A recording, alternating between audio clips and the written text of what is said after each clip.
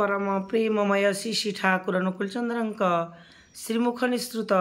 पवित्र स्वास्थ्य और सदाचार सूत्र ग्रंथ पाठ वैशाखर नवोत्सर्जन मोर परम पुरुष जे पुराण धनी कुल मालिक परम पिता तांक निकट यह एकांत प्रार्थना प्रति प्रत्येक जेपरी निरोग निरापद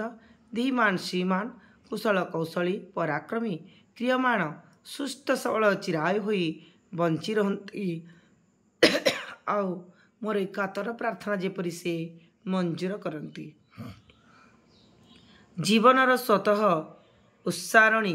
निरोध और नियंत्रण क्षमता जेते ही कम आसुथाए आनंद को अवसन्न करी अवसाद मध्य आगे आसुथाए सेते ही क्रम पदक्षेप बार्धक्य मध्य आविर्भूत होउथाए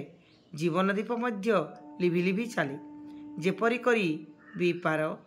सुकेन्द्रिकतार सहित आनंद उत्सारणा को वृद्धिपर करी रख विशेष व्यतिक्रम व्यतीत आयु कम ही अवसन्न होउथिबो ताहा व्यष्टि जीवन रे मध्य जेपरी समाज और राष्ट्र जीवन रे मध्य सेहीपरी। वाणी संख्या 26।